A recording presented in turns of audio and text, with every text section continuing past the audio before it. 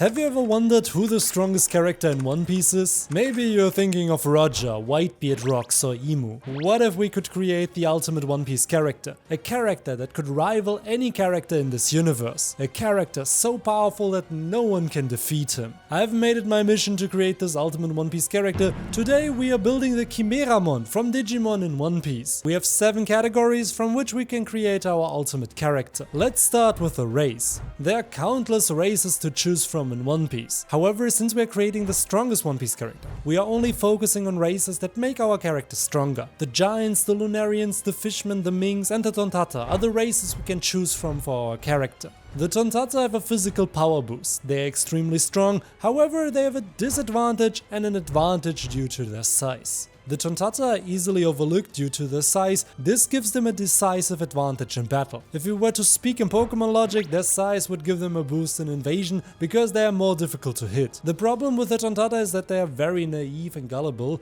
Of course, intelligence only plays a limited role in fighting, however our character should not be able to lose because Usopp tells him a fairy tale or lie. That's why the Tontatta race falls out here, just like the Minks. This race consists of anthropomorphical animals that can control electricity and transform during the full moon. This gives them an enormous power up, however it's not good to wait so long for a full moon to get the power up. The Minks' electrical abilities can also be obtained in other ways in the story. The Giants would of course be an interesting choice. Their size makes them extremely powerful and dangerous. According to Big Mom, the Giants are so powerful that if you ally yourself with their army on Elbaf, you could defeat all the other emperors. This means that as a Giants you get an enormous physical power up. But we've already seen in the story that there are people who can defeat Giants. This means that this strength can also be gained naturally. The Giants also offer a huge attack surface. Apart from Saul, most of the Giants in the story don't seem particularly intelligent. They are incredibly loyal and eager to fight. These are all cool traits, but not what our ultimate character needs. Fishmen are also physically superior to humans. They have the ability to control water and breathe underwater. In the world of One Piece, these are all extremely powerful abilities, but unfortunately, although they are good in battle, they are not required for the ultimate character. But we will come back to the Fishmen later. Like the Seraphim, our ultimate character must be a Lunarian. This is the ultimate race in One Piece when it comes to fighting. The Lunarians are able to control fire, they therefore have some abilities of the Mera no Mi. In addition, they take no damage as long as the flame on their back is activated. This makes them almost unbeatable defensively. No other race in the story offers us this kind of ultimate defense. Next up we have the Devil Fruit for our ultimate character. There are a variety of powerful abilities that we could give our hero. We could for example give him one of the Emperor's fruits. Each of these fruits is extremely powerful. As an Azure Dragon, our ultimate character could fly, use the elements, breathe fire and create clouds of flame. With a Quake Fruit he could destroy entire islands and trigger tsunamis. With a Soul Fruit he could build his own homie empire. With a Darkness Fruit he could dissolve the abilities of other Devil Fruit users. I think the ultimate ability we could give this character is the abilities of Luffy's Gomu Gomu no Mi, aka the Nika Fruit. Through the abilities of this Devil Fruit and the awakening that comes with it, our character can warp reality and turn everything into rubber. But it can also turn the logic of this universe on its head. We've already seen what this fruit can do in the fight with Kaido or Rob Lucci. It's possible that this Devil Fruit ability won't be the only ability we give this character, but more on that later. Next up we choose the fighting style of our character. As with the races and the Devil Fruit, there are countless fighting styles in this universe. Our character has already defensive and offensive abilities thanks to his race and his Devil Fruit. Our character is even able to control fire, so we need a fighting style that expands his arsenal of skills and gives him abilities that are not possible with his current skills. The first thing that comes to mind was the Rokushiki of the Cypher Pole. Abilities like Zoro, Tekkai or the Rankyaku could give our character more defensive abilities, but also ranged attack. However, apart from the Rankyoku, our character could copy many of the skills from the Rokushiki in a different way. That's why I came up with the idea of choosing an elemental fighting style. Our character can already control fire. With Electro and the Fishman Karate, we could have 2 more fighting styles with which we could control electricity and water. However, Electro only seems to be learnable by the Minks. This is probably because they can charge their fur and then use Electro to release the voltage. But that's no problem either. There's another way to gain electrical abilities in this universe.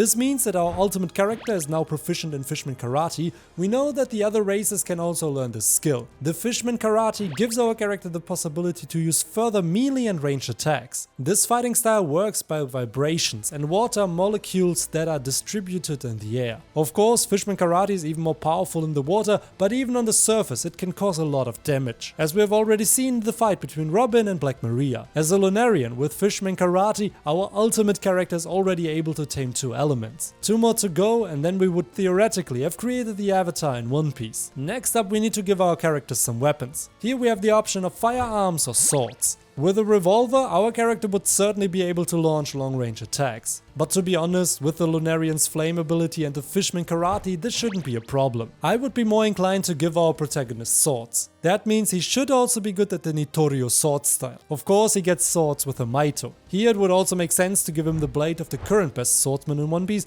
and the blade of the future strongest swordsman in the story. This would give our ultimate character the Yoru and the Wado Ichimonji. This character can then simply carry the Yoru with one hand. The Lunarian genes certainly help with this. This also gives our character the vibe of Guts with his Dragon Slayer.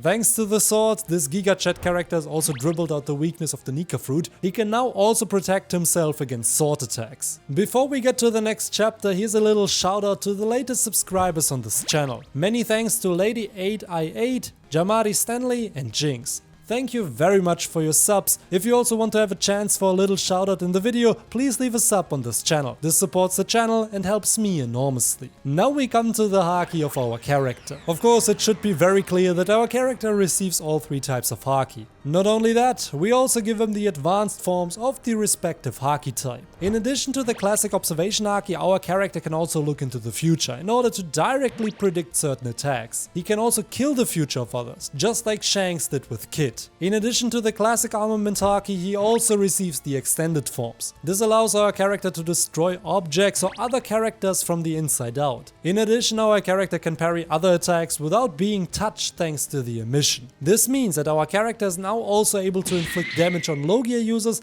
and the Yonko also take damage from his haki. But there's more. Of course, our character also has the disposition of a king. This renders weak-willed characters powerless. Of course, he also has advanced Conqueror's haki. This allows him to cause enormous destruction without even really touching anyone. The attacks of the advanced Conqueror's haki are so powerful that entire islands can be destroyed, just like we saw with Garp's Galaxy Impact. Now we come to the stats of our ultimate character. Here we have to determine his stamina, his speed and his intelligence. One thing is certain when it comes to stamina. This character must be a tank like Kaido, Big Mom or Walkuri. He has to be able to tank an incredible number of attacks without getting knocked out. I have no idea whether Big Mom and Kaido have had their stamina since birth or whether they have trained their stamina over the years. Next up we have speed. Our character will never be able to become the fastest character in this universe as long as Kizaru exists, because he shouldn't be able to be faster than light. However, thanks to the Nika fruit and the reality altering abilities that come with it, this character should be able to transform into a roadrunner in order to use its speed. We have seen that you don't necessarily have to be Kizaru to be abnormally fast. Then we have the intelligence of this character. Intelligence plays a role in many battles. Luffy, for example, is not the smartest man academically, but when it comes to fighting, the man is a genius. Our ultimate character must have exactly this kind of combat intelligence, so we can adapt to any combat situation. On top of that, we can give him the ability of deciphering the poneglyphs. This also gives him the chance to find the One Piece. Finally, we come to the last category, namely the special ability. There are several One Piece characters who have special abilities. Momonosuke, who can talk to Zunisha, Shirahoshi, who is able to control Sea Kings, the voice of all things that some characters have, or for example the telepathy of the Gorosei. However, there's one ability that our character is after, an ability that only one character in the story has so far, namely the ability of Blackbeard to obtain a second Devil Fruit. Now we have the opportunity to give our character another Devil Fruit. After giving him a mythical Zoan fruit the first time, I would now give him the abilities of a Logia fruit. Here I decided on the Goro Goro no Mi from Eneru. With this Devil Fruit you can control, manipulate and even create electricity. It also allows you to strengthen your observation haki by extending its radius. This means you get a boost in haki and you get another elemental ability. This makes our character even more broken than he already is. Finally, here's the recap. Our ultimate character can now tame fire, water and electricity. He mastered reality altering abilities,